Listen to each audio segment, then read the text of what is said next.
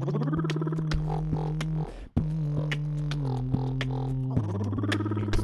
time.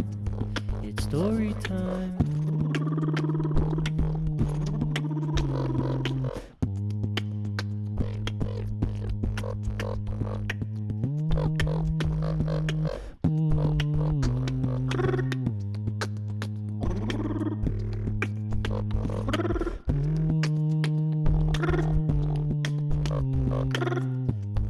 It's story time. It's story time. It's story time. It's story time. It's story time. It's story time.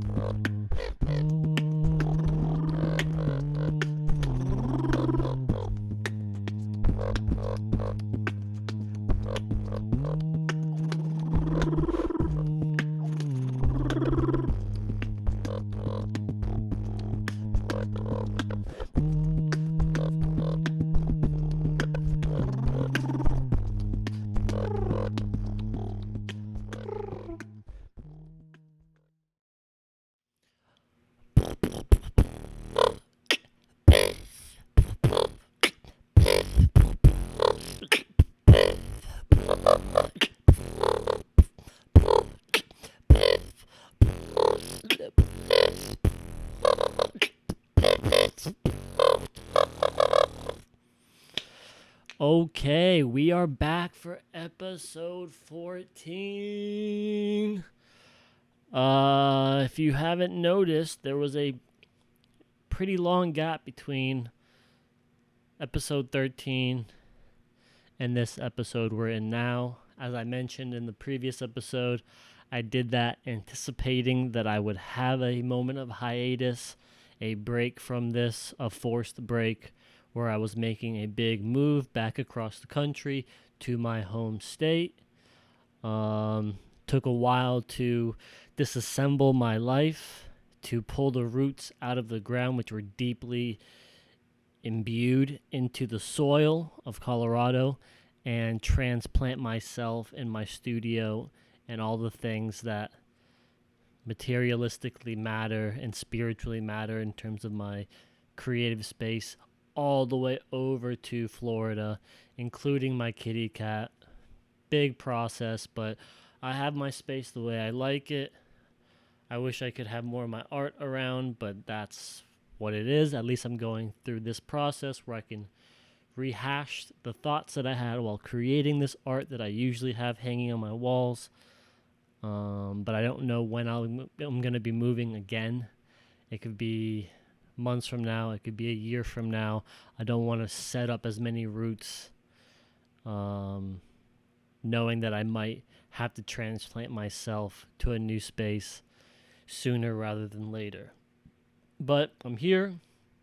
We are ready for episode 14.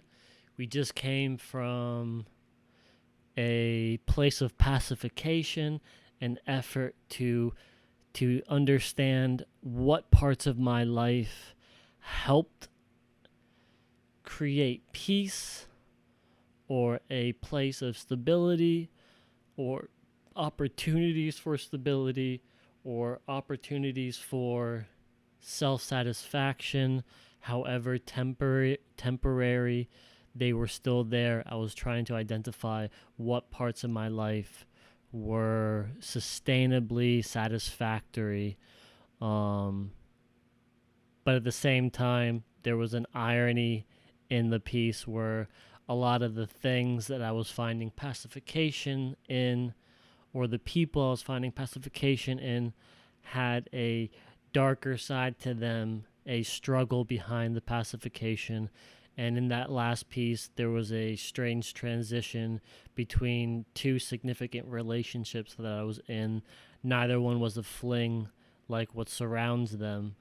They were big, bold checkpoints in my storyline, very important characters for my character development.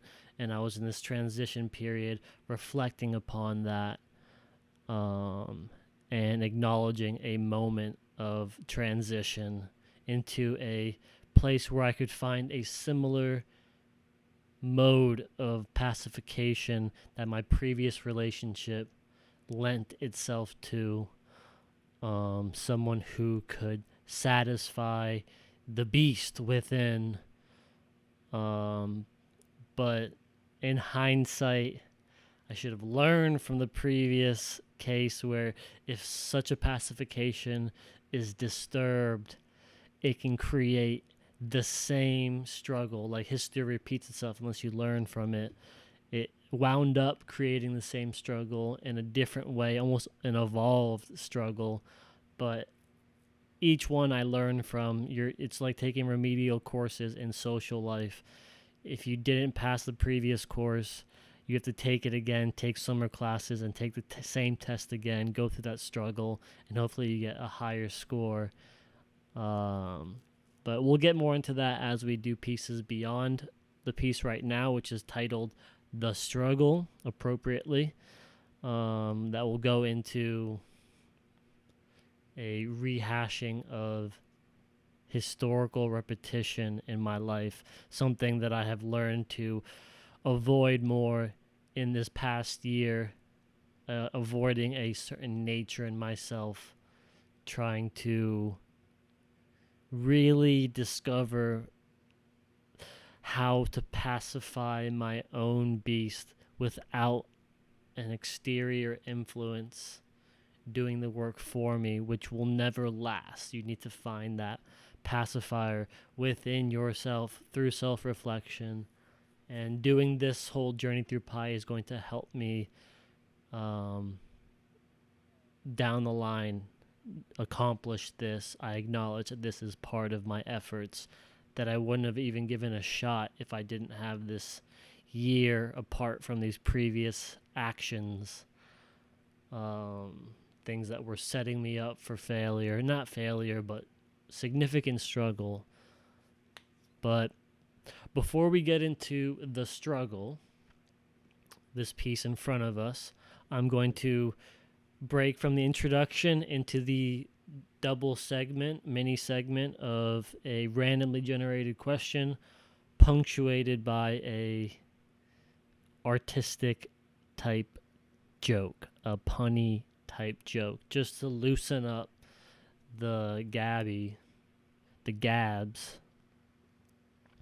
So the question that I got today was, what's the story behind your favorite memento?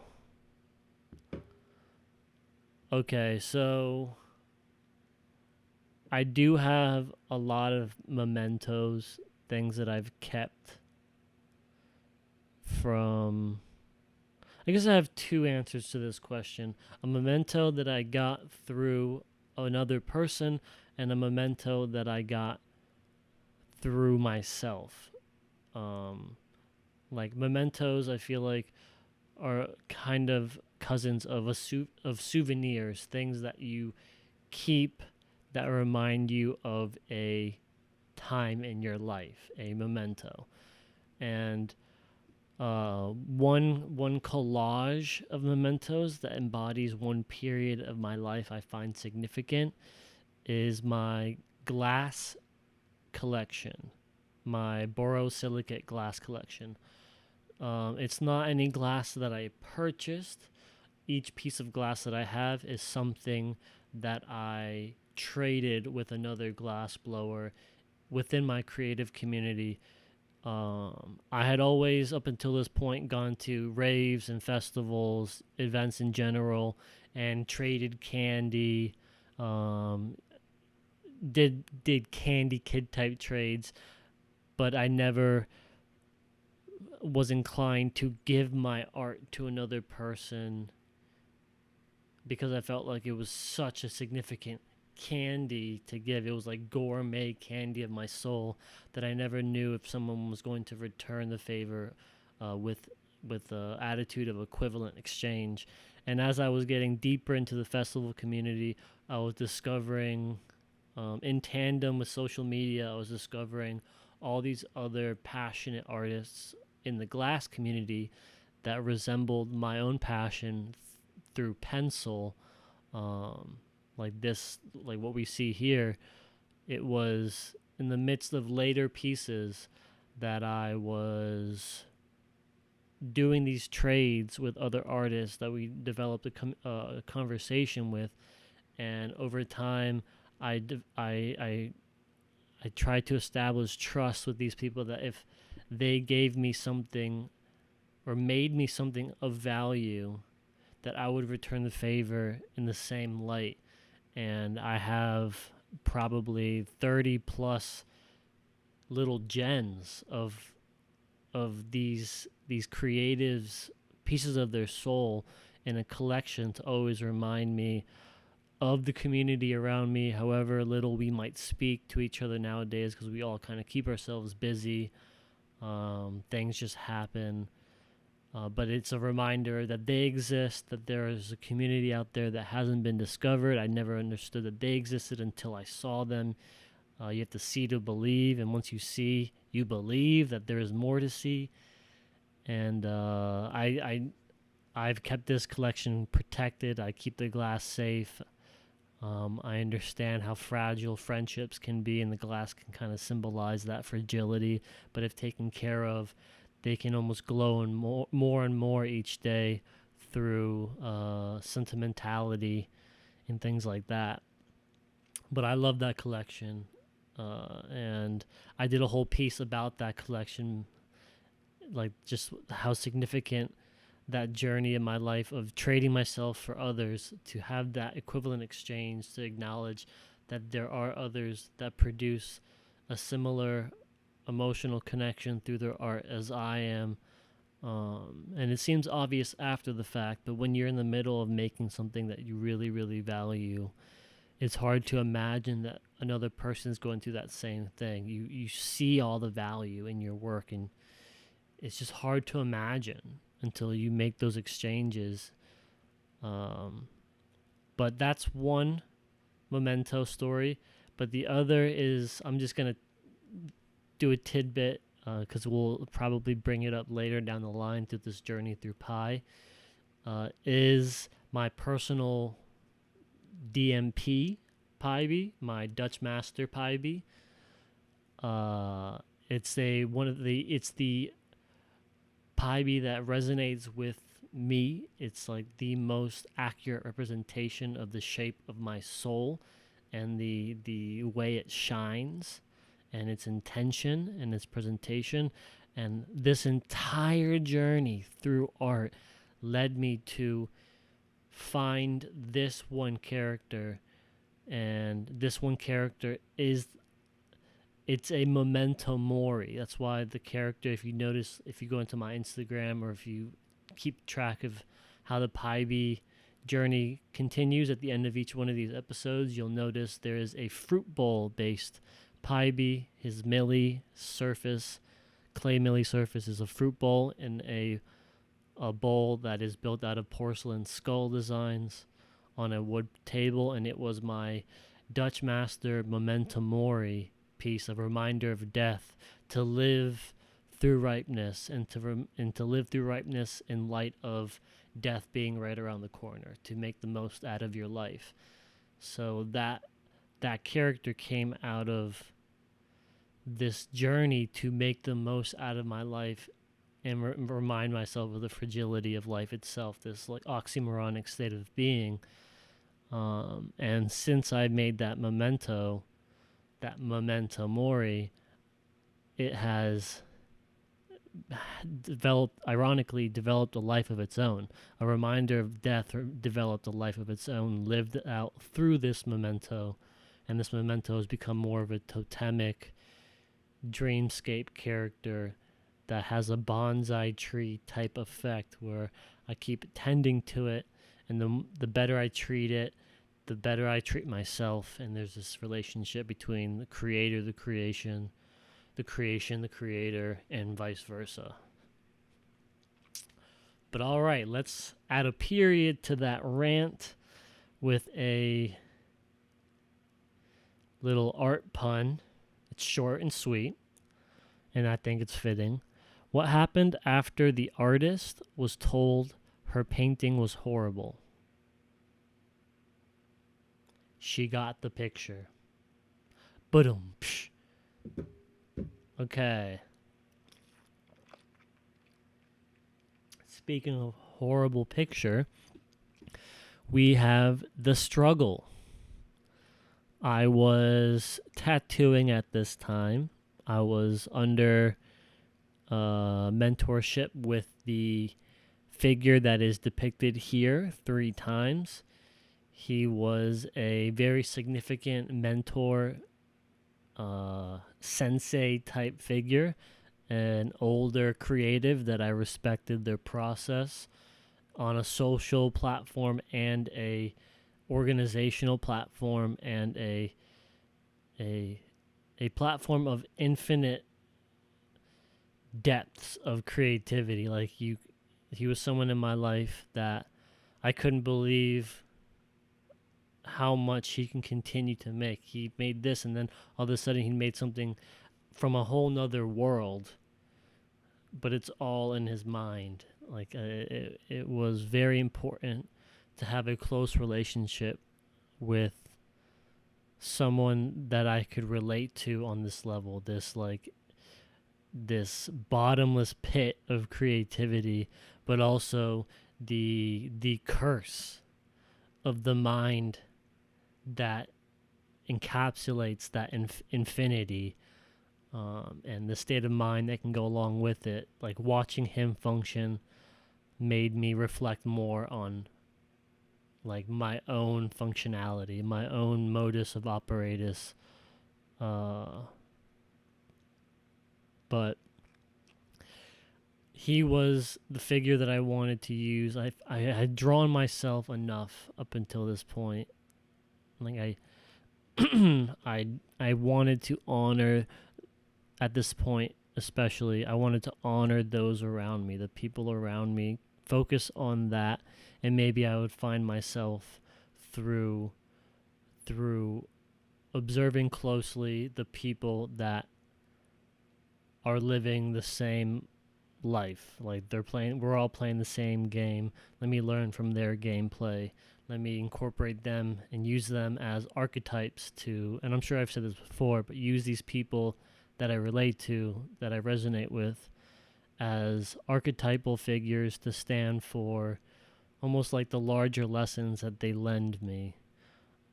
Trying to capture one of the most valuable traits that is etched into my being, into my character design. And as you may know, as I may have mentioned various times, this series, the Icon Nuggetry series, the iconographic essence of the culture of nuggetry, of cannabis, I used iconography as the motif for this. So I kind of utilize all of these enlightening facets of the cannabis culture and the herbal textures and the relevance of mental stimulus and just the feelings that they can lend itself to the user, and that relationship with life in general being that potential energy to provide 2 sides of the same coin. And cannabis was my choice of symbolism. But I didn't really tap into what all users struggle with in this scene, and that is the cough, the infamous cough. And we all have our sect of cough. There are tiers of coughers, and I feel like it resembles the way we, on a spiritual level, face adversity. Like life is the experience. The experience is the cannabis being ingested in this symbolic way, and the way that you reject it says something about how you process the world itself. Like how you take life's experience and respond to it as a result. And this man, I don't know, I can't say personally what it stands for in his life, but there are few people in my life that I will always remember their cough, probably to my deathbed. Their cough echoes. I've never been more worried about someone's responsive cough than this homie right here. He sounded like he was dying every time he took a rip. Every time he took a rip, he would die somewhere. And it was a thing, maybe out of respect, out of some form of camaraderie. You live with it. You accepted it. You gently did what you could to move forward, and be like, hey, you want to grab some water, or like you never really commented on the cough. You knew that that's just how they lived their life. That's just how they coughed. But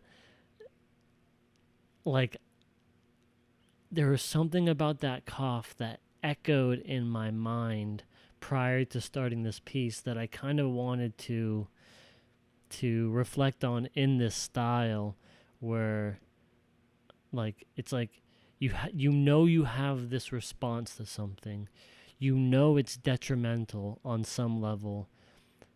Like, that is your awareness, your present awareness. But then there are these parts of you that I wanted to elaborate on that anticipate that know it's coming. They're like mementos of the past that try to speak to the person that is aware of things in the present, that is making that choice in the moment. And then there is the outcome of that action, knowing what you know, knowing what you knew, and you did it anyways, and what that person has to tell you from the future. Like, you see, I told you so, you see, and their intention to kind of pass it back to the present moment. And it was just seeing someone go through such a cough, but knowing that there was a moment where they looked at their setup and they debated, even for a split second, even if that's all it took, they debated in their mind, should I pack another one? Should I pack another one? Should I roll up another one? Should I rip another one? And it's this relationship of me, myself, and I. The id, the ego, the superego on some level. Like on the surface level, it's really just the me, myself, and I, the trifecta of self-awareness, the past, the present, the future, and your experience living through all three states of awareness in one moment, and the struggle you have to listen to all of them simultaneously while you make choices in your life. But I'll try to elaborate a little bit on this. I rarely give this one a close look, just because I was going through struggles while doing this. Struggling was on my mind, and the only reason I used the cough and was aware of these things in this mentor of mine was because I felt like I was coughing life out at this moment. And his cough, through this symbolic place of cannabis, spoke to me, resonated with this general feeling that I had, that I was like taking in life, and I was not responding well to it. So I rarely look back at this piece, so bear with me if I pause at any moment and I try to think of a better way to say something, or how to avoid saying certain things that might just be too personal, or might itch a maybe still healing wound, or whatever. But here we have the past. He's this character that's standing behind the present. He is reminding always the present moment what it's going to feel like. It's a chokehold of a reminder, and in this case, he's literally choking the present moment. Like the past, in many cases, can constrict you, symbolically speaking, and literally. Like things of the past can prevent you from acting a certain way in the present. Like they can make you scared to act, or in many cases they can make you very confident because of something that happened in your past. But in either way, it constricts you, it limits you. And in this case, this past character is trying to remind the present moment that if it continues down this path, they will choke. Like in this case, they're going to cough and they won't be able to breathe as they cough. So the past is like constantly reminding the present moment that it won't be able to breathe, and it's going to wrap the past is going to wrap its hands around the present's neck, always reminding them that if you make this choice again, this is what it's going to feel like. Remember, remember, remember. But then you have the present moment. They, knowing the past and almost addicted to the past or attached to the past or an acceptance of the past, that past choking feeling is something that they can play out again and again through this action. It's like the action reminds them of what the past is trying to remind them of prior to. Like the action itself is the past reliving itself. So when they choke and cough on this substance, the substance of life, the substance of experience, they are listening to the past in the moment. They're listening to the results of the past in the moment, repeating history. But they're because of the results, they can overlook that relic of the past for this future technology, this advancement, symbolically speaking, of their mental state. Like this is where they find their enlightenment in this weird struggle.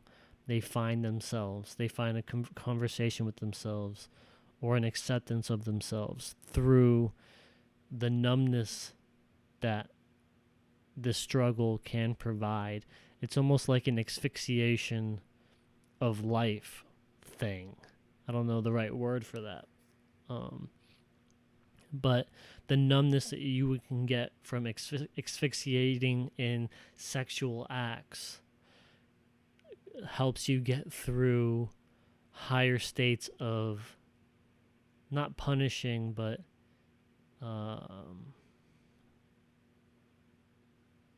like traumatic intimacy. Like asphyxiation is like the high that a lot of people in life have to help them reach a higher state of stimulation. And I feel like there's something about that, and like someone's mentality overall in life, like this cough is the pinnacle of a lot of people's experience of life. Like they invite it, totally aware that is almost the intention, but then through it they ignore all the things attached to the struggle, and they just look forward, like this character is just looking forward into the void of self-awareness, or even lack thereof, or a paradox between the two, while the past is only looking at them from behind, and the past is trying so hard to have an influence, but they're not in the view of the present moment, who is staring forward and only forward at their intentions for acting the way they do. And the past is trying to get a real grip around them, but the grip resembles the act that they're playing out over and over, so it's hard to distinguish the past from the present. when there is this close relationship between the two. And here we have the smoke emitting the expression, similar to the where it all stems, where the breath's expelling from the mouth of the inhaler, from the teat of life, like the tessellation of that intent to exhale just to re-ingest, like that paradox, that infinity mirror of consumption. Like in this case, I have like the literal reach, like the exhale, the awareness of the result, the outcome itself reaches for the next one, reaches for the future, which will lend itself to the present. It will be the new present, and this present state is reaching for that presence of the future. So the exhale is like this ephemeral, like smoke, reach or grasp towards something just as ephemeral, that will dissipate just like smoke.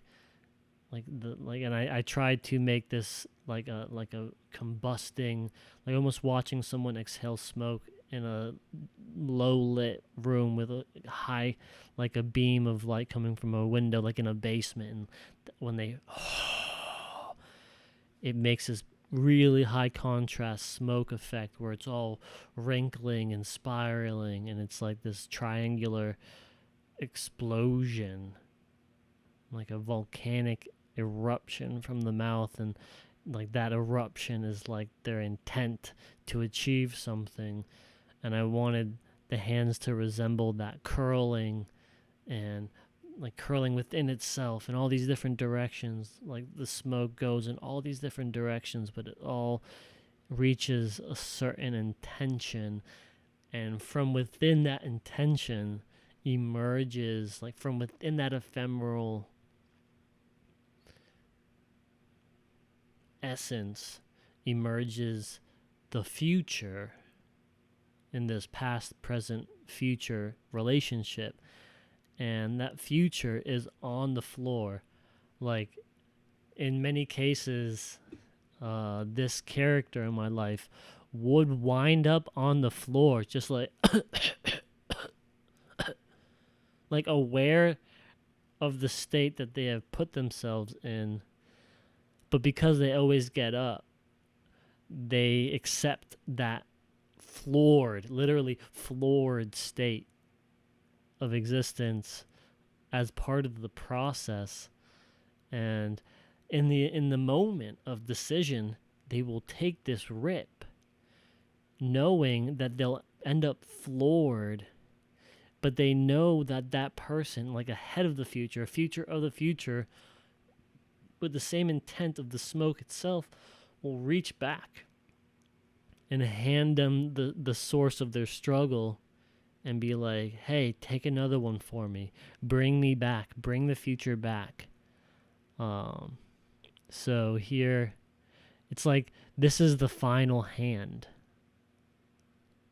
This right here is the hand, the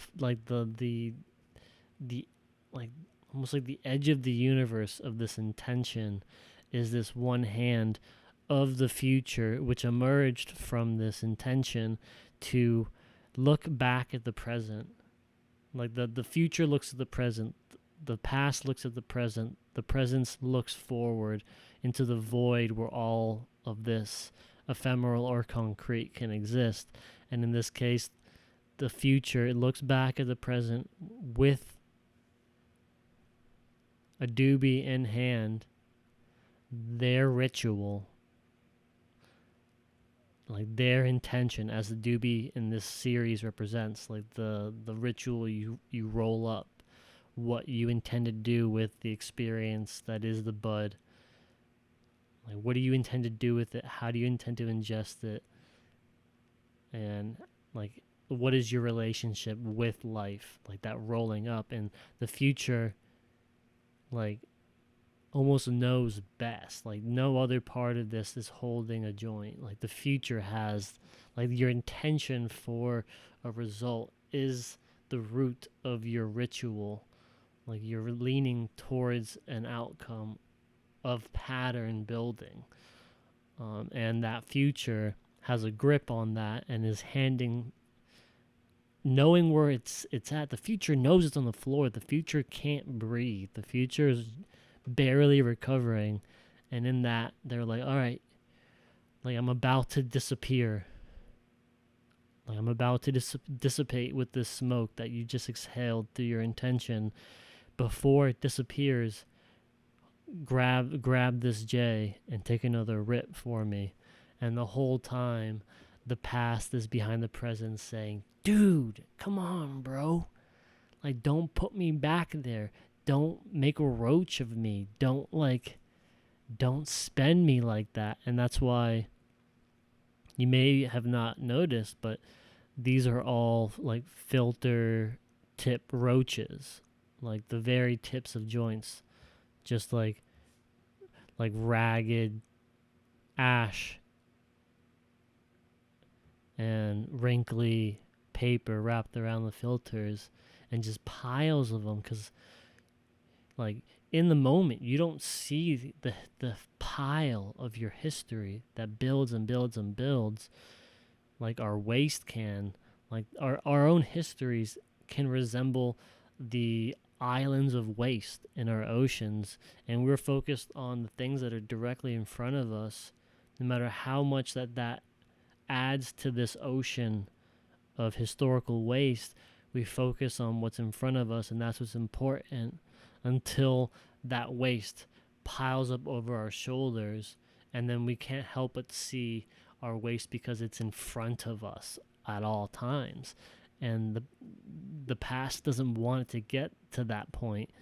The past is constantly climbing that pile of waste to stand up high enough to remind the present of this trajectory, that if you keep spending yourself like that, you're going to end up a roach in your own pile, your own ashtray.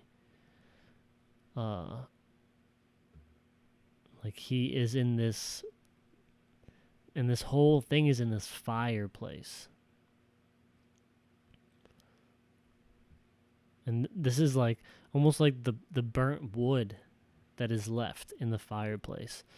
And all of this is like, you see, these are all tips of lit joints. Like the intention to experience life is surrounding this fireplace that encases your soul, that is experiencing the past, the present, the future simultaneously.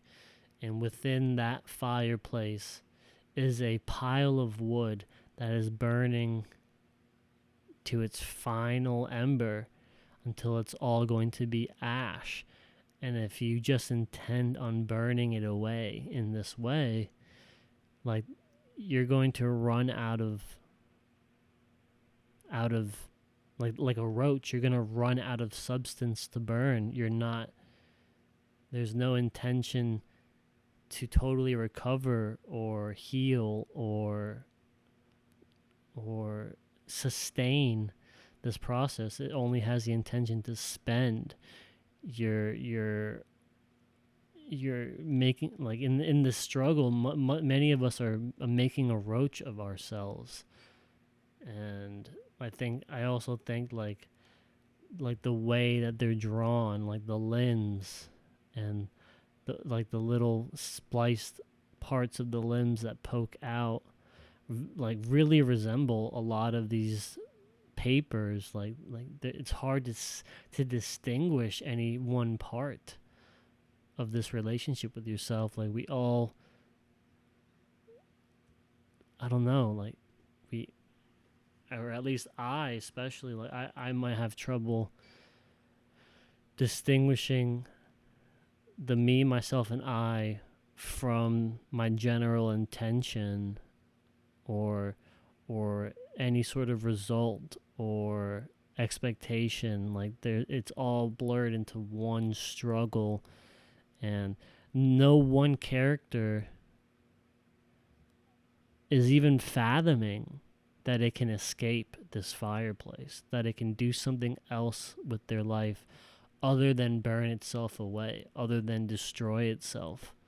The only thing that even resembles that is the fireplace itself. Like, if I could just step outside of this fireplace, almost like the pacifier, if I could just step outside of that state of reflection, almost like I am right now in this moment, and look back at this state of being, maybe I can understand it, let it sink in, and move on, move forward. Not live within the struggle, but live totally aware of it from all angles and understanding what it was like inside to avoid said struggle. But in my state, I was stuck in the fire. I didn't see any alternative. And even the future itself has the most potential to get outside of the bounds. And even the future in this state of mind was only looking back into the fire, which is where the present state of mind was, like in that struggle, constantly struggling, not seeing what is outside of that boundary of struggle. And their future can't even see outside of that boundary. It's only looking to keep itself in that moment to maintain that relationship with the future. It's like right on the edge. Even these fingers create the edge. Like, the intention to exhale is a part of what conjures the edge itself. But now, looking back at it with my awareness in hindsight, I'm able to see the fireplace, this hearth space that surrounding this struggle, which this could fit anything in it, but surrounding the struggle is this framing device that encloses this one out of infinite potential options, this one form of existence, this struggle, this coughing state. Like, it surrounds it and frames it in a symmetrical way. And the framing device is also composed of referenced photos I took of smoke in the dark, kind of how I was explaining what this plume of smoke would look like in a dark basement with a little, like, between two curtains, just a little beam of light where the smoke is bleeding through, and that little bit of light creates a contrast where you can see its structure. Like, I use that to make these pillars, but these pillars, they're supposed to look like marble, like very solid and polished structures, but that structure is ephemeral in itself. It's only an idea, a level of awareness that can dissipate if you don't consolidate it into one concise form that not only exists, but exists with its opposing force, like its yin and its yang.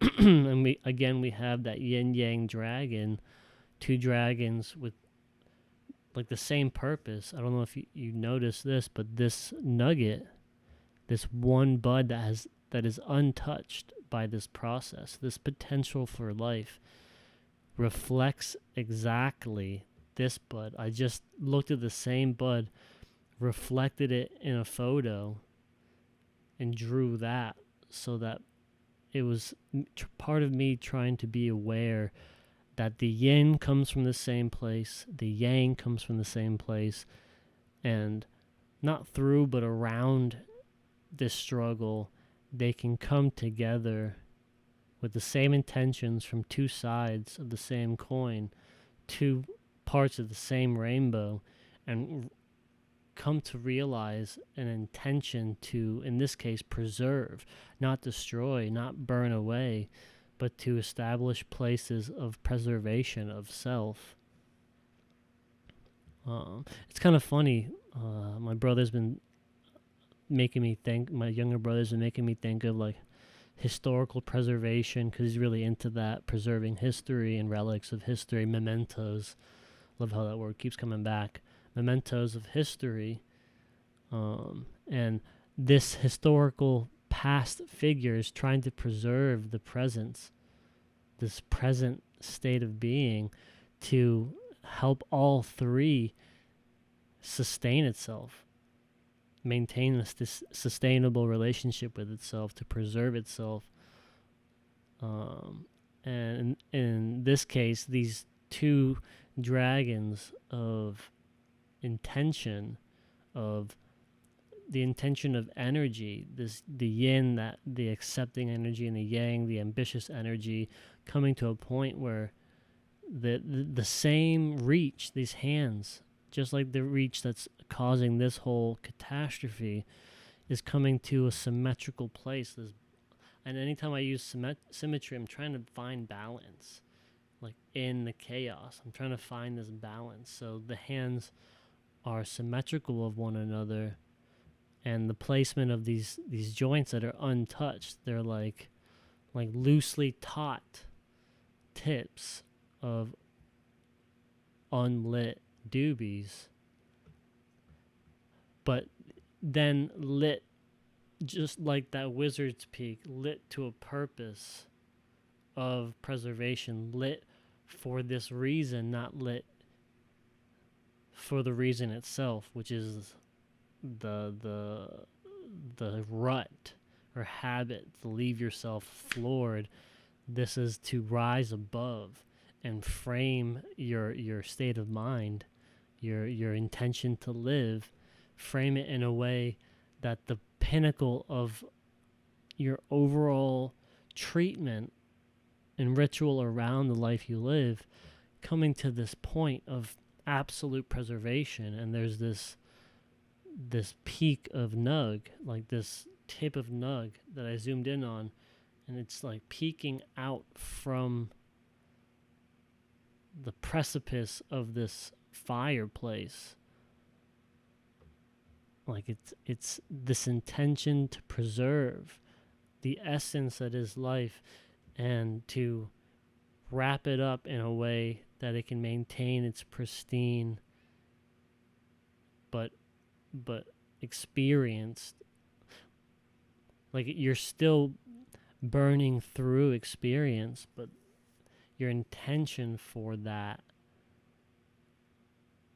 lends itself to this oxymoronic result of preservation. Like I don't think I learned this throughout this whole series. I think it's in hindsight that I learned how oxymoronic it was throughout this whole process, that I was screaming at myself for this alternative experience where I can burn through the essence of my life in a different way.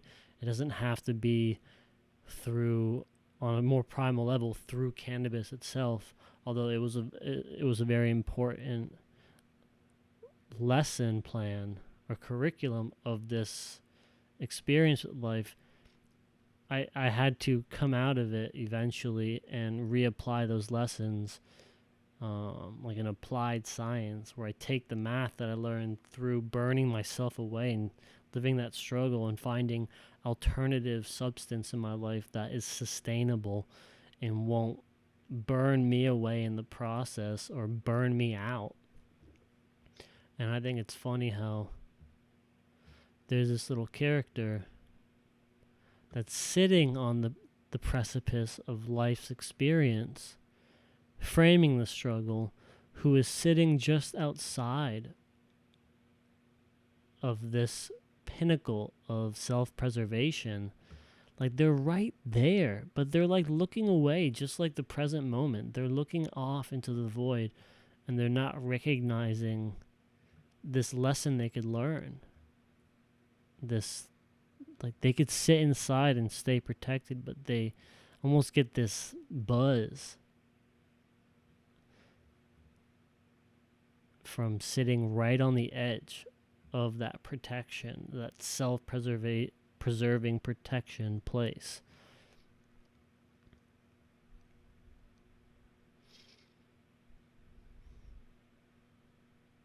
Also, little things that are worth mentioning that maintain my relationship with the periodic essence that is life. Like that this whole thing is up to your interpretation. This whole thing is seen one way, but is seen a million other ways by other perspectives. Like, depending on where you come up to this awareness of the struggle, like where you are in life when you reach that, it will decide how you see this, like a cloud. Like, someone might see a rabbit, but someone else might see a dragon.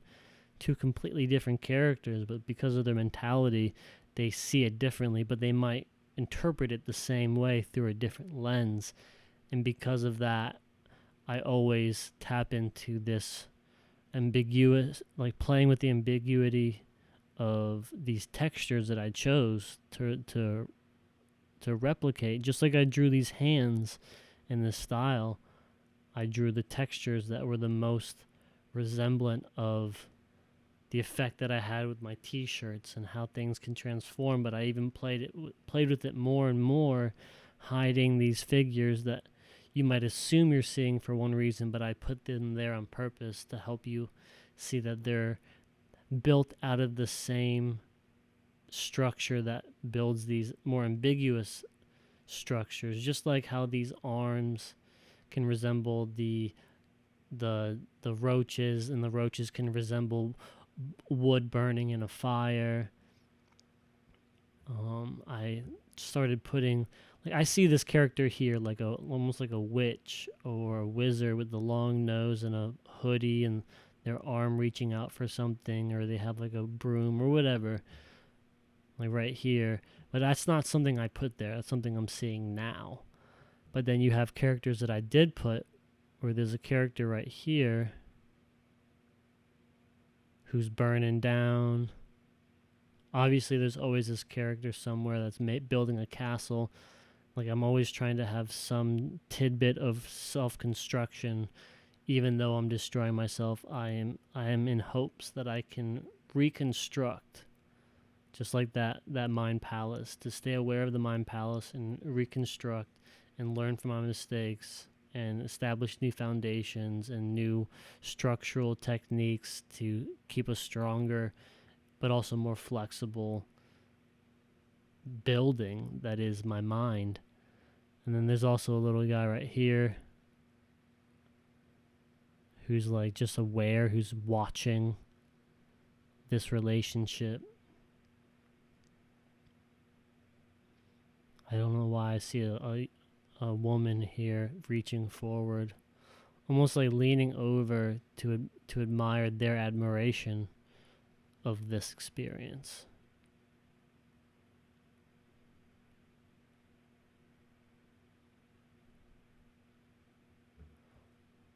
Also, within this smoke, all of this smoke is built out of the ash.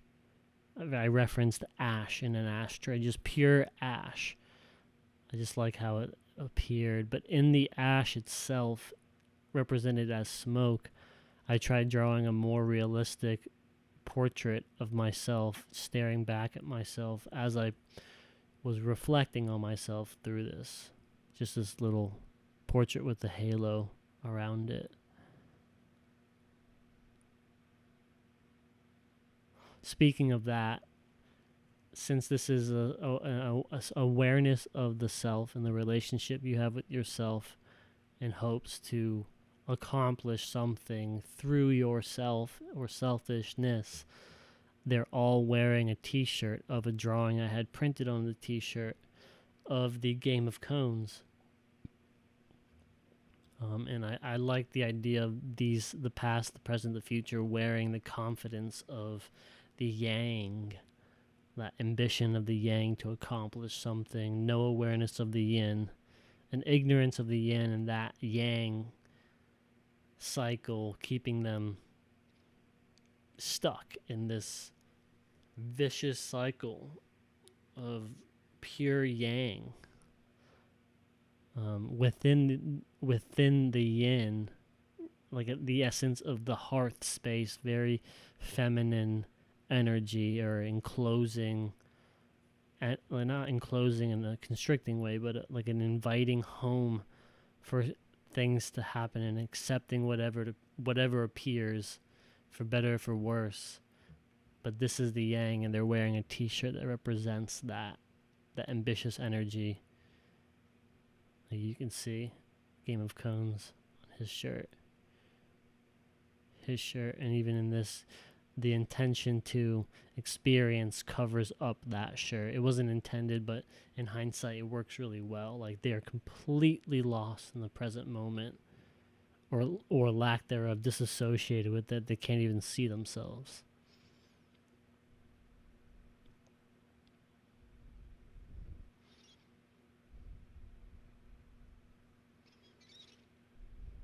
I love their tattoos in this.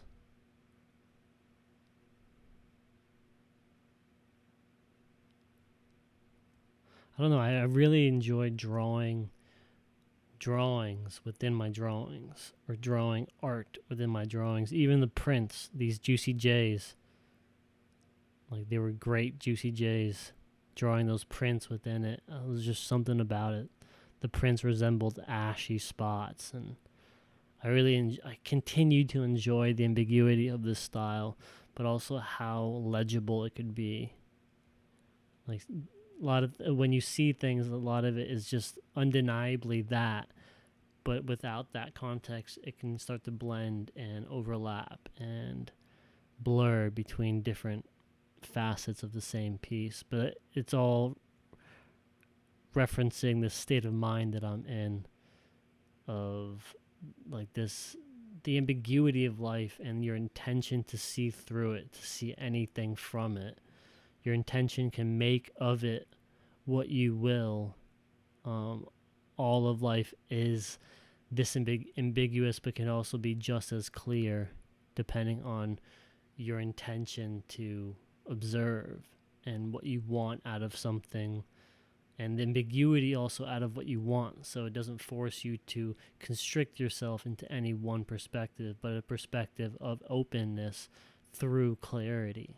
I know it seems oxymoronic, but when it happens in these brief moments, there's just so much acceptance, but also inspiration that comes from ambiguous clarity.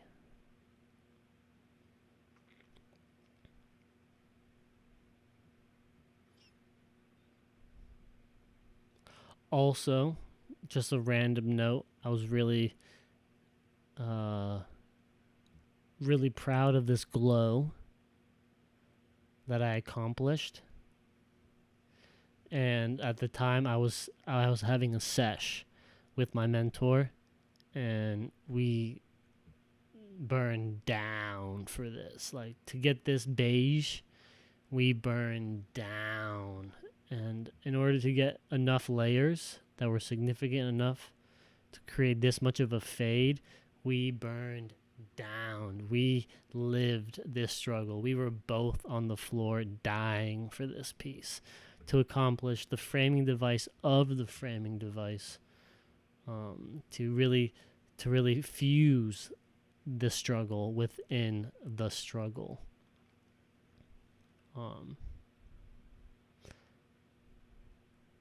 And I had to cut out this stencil that I had to keep pressed with coins to stay weighted, so that it would maintain the white of the paper where I drew. You could see where it's off just a little bit, but I love that. It shows like the rawness of this process. And we just blew smoke, our intentions, into the box and let the smoke sit. I might show at one point the picture of the box that I used.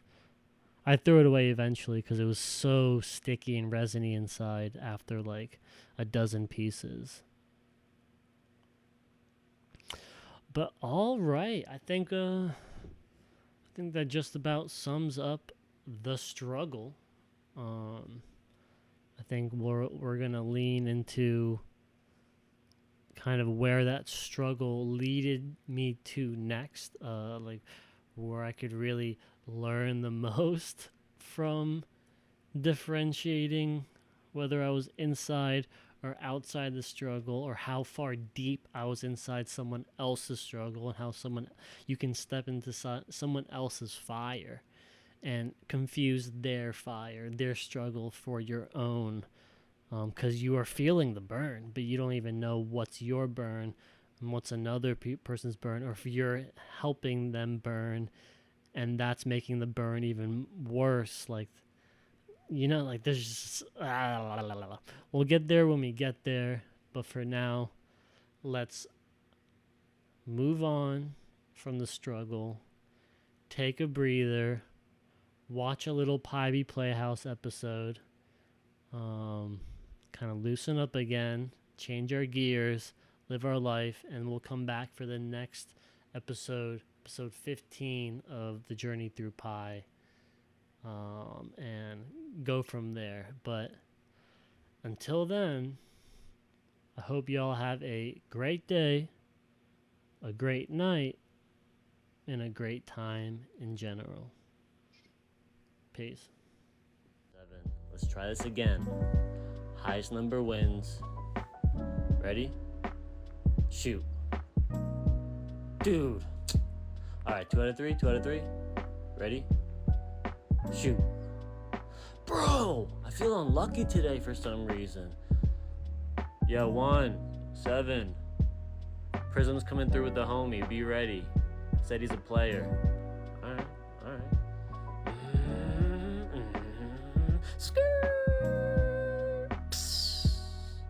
Yo, what's up, y'all? Meet Cherry Peibi. Yo, yo, yo. What's good? What's good? I'm Cherry. Yo, think fast. What? Whoa! Yo, what a throw, man. Nice to meet you, Cherry. I'm 7. This is 1. This is 3. Yeah, dude, you should come inside. Like, let's show you time crisis. I'll show you my sick ass desk.